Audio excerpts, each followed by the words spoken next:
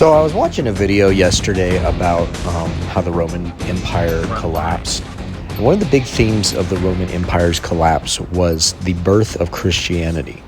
And not necessarily all the Christian principles, but actually how the Christians, when the empire started to collapse, actually persecuted pagans who were the older order.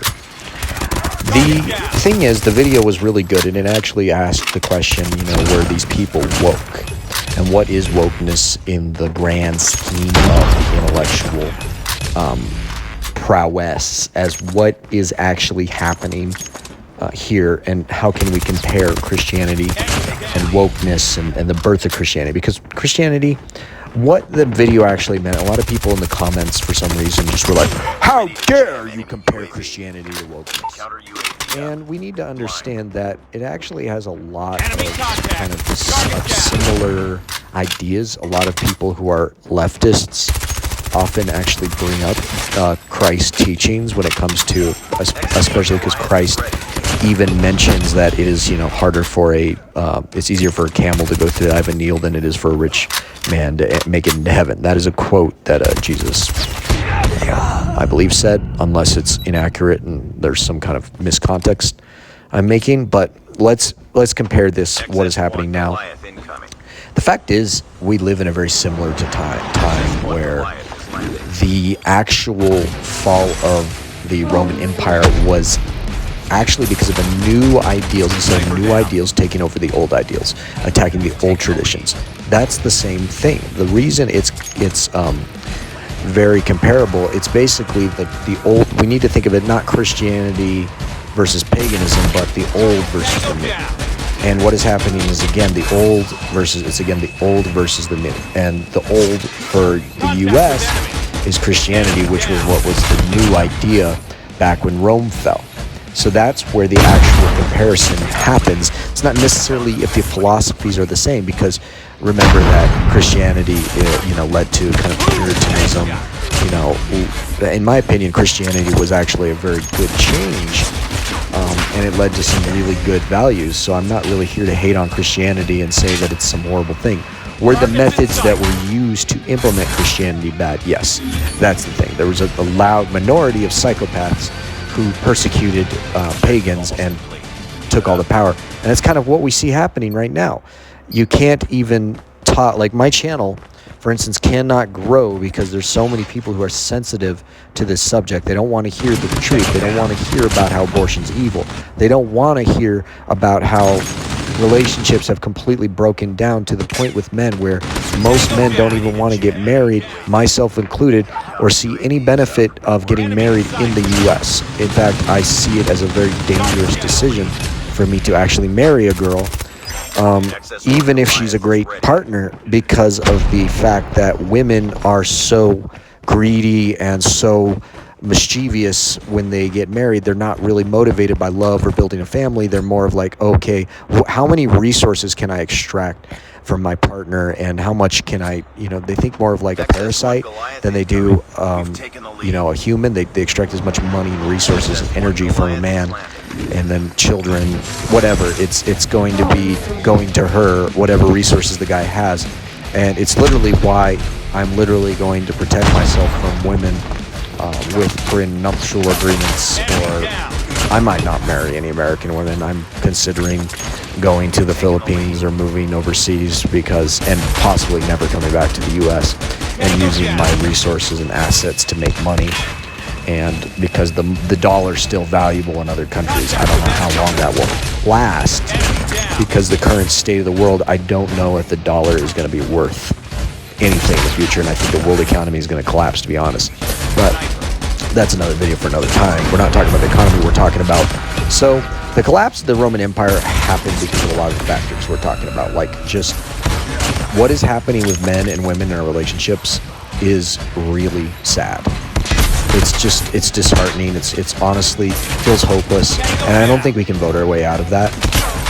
And I'm pretty sure 90% of men who think this way are either voting for Trump, they're conservative, because every guy is holding on some hope that somehow we'll return to traditional thinking, that somehow we'll come back to a sane world but unfortunately, I don't believe that we live in a sane Western world. I'm talking about particularly about the West, about America, England, the West, the people, the part of the world that is supposed, the most wealthy.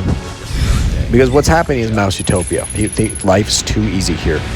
We're too comfortable, and it's destroying us. The comfort is what's killing us. This idea of comfort, entitlement, feminism. Feminism, in my opinion, is a disease, a cancer.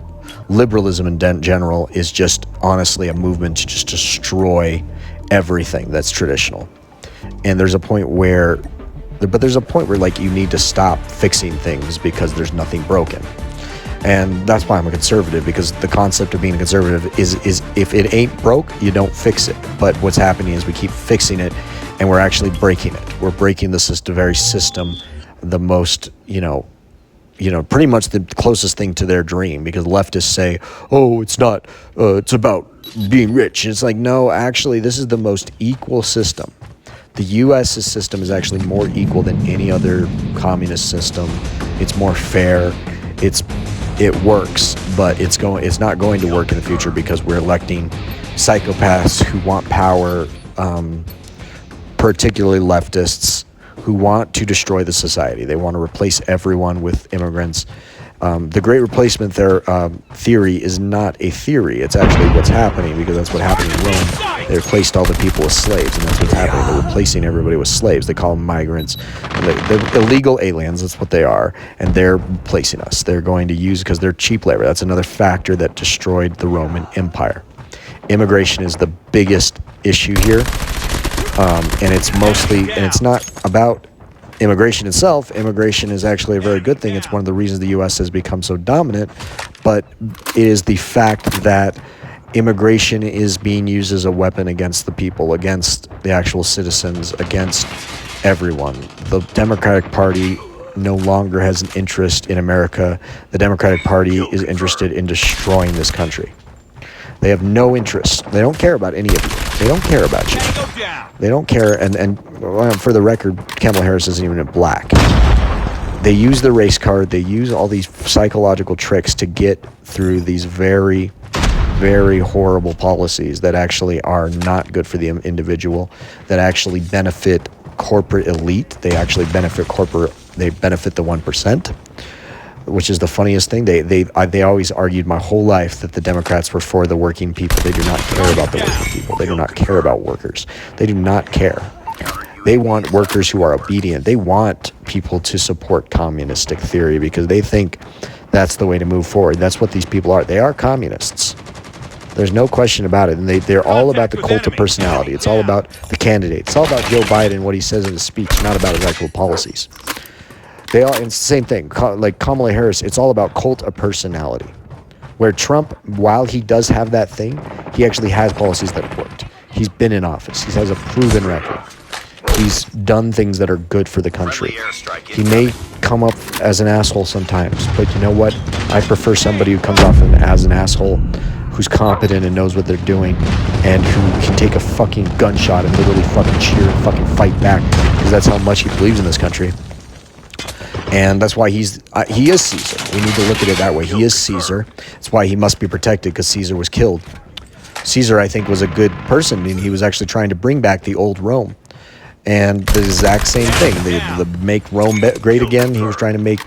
The fact is, it's not even just keeping the country again. At this point, it's not even about keeping America, making America great again. It's like keeping America alive, because literally, if we elect more Democrats, if we keep going down the road that we are doing, our country is going to collapse. We are going to get destroyed. We are vulnerable. There's no one man, including myself, who wants to join the military fighting for what we're supporting right now. I do not support what we're doing. I don't support all these wars. I don't support all this crap.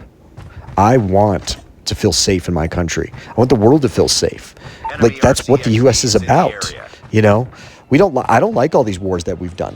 All these destabilization stuff, that's coming from the Democratic side and the little elite, political establishment, which has no interest in, protecting our country and, keeping, our borders safe and keeping people safe. We're in a very dangerous place. We're in a very dangerous place right now. We are in one of the most dangerous times since World War II. We're very close to a Great Depression. Like, we're very close to collapsing economically. Socially, we've pretty much already collapsed. There's pretty much no social order. There's no community. There's just a bunch of hedonism and a bunch of polarization because people don't even want to. They'll look at a video and they'll be like, oh, I don't agree with it, and bye.